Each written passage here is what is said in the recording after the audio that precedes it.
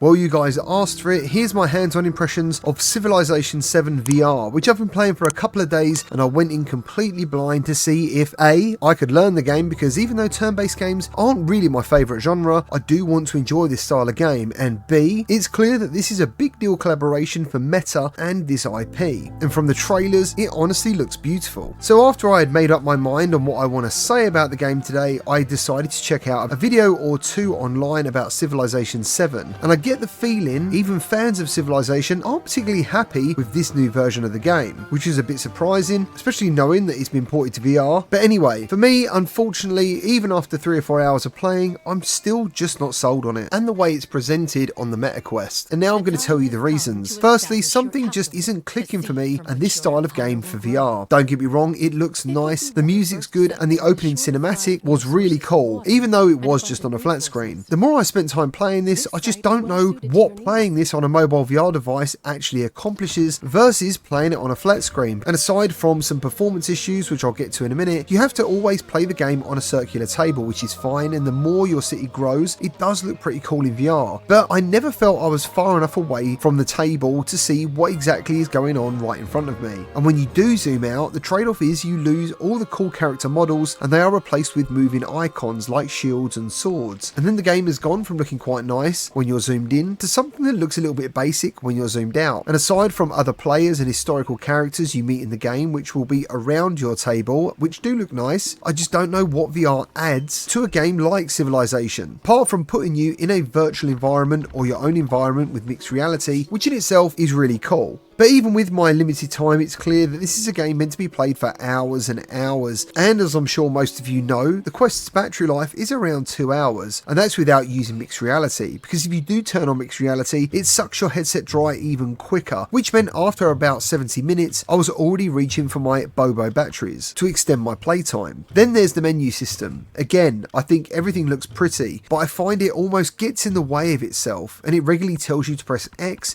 when it actually means Y. Sometimes I'm left not even sure what the game wants me to do next, and this could obviously be down to user error, but this was even during the game's tutorial. And if I was ever really seriously thinking about playing this game, I would honestly only want to invest in the mouse and keyboard version, especially because of the draw distance limitations that the Meta Quest has brought to the VR version.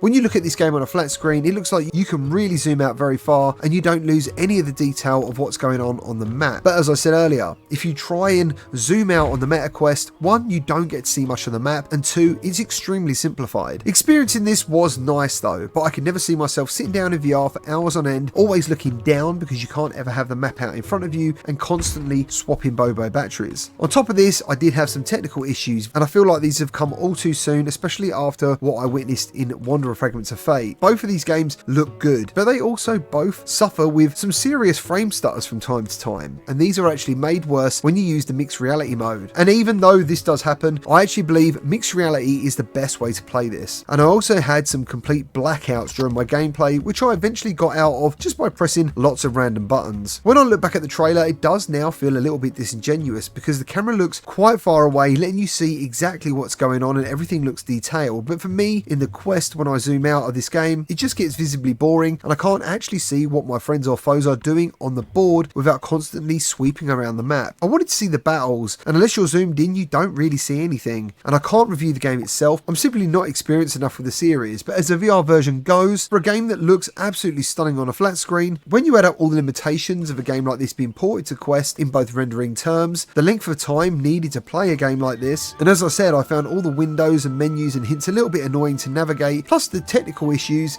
it's not something I would personally want to play again anytime soon in VR. I'm actually surprised it's performing so roughly with Meta being so closely involved with this, but maybe it's just yet another game that will launch with the developers knowing it needs patches afterwards, which seems to be the absolute norm for everyone in VR at the moment. So I would highly suggest if you're looking for an actual review of Civilization 7, there's plenty of them around on YouTube. Well, that's all I've got for you today. I'm really sorry I'm the bearer of bad news on this one. I wasn't quite sure whether you guys wanted me to cover it, but you did say you wanted me to, especially to cover some of the technical aspects of the game in terms of performance on the Quest. So I hope this video has been helpful, and if you do want to pick up Civilization 7, I will leave an affiliate code pinned to the comments and in the video description, which will save you 10% on the massive $60 price tag this game is carrying. Thank you ever so much for watching. Remember to like and subscribe, and I'll see you on the next one.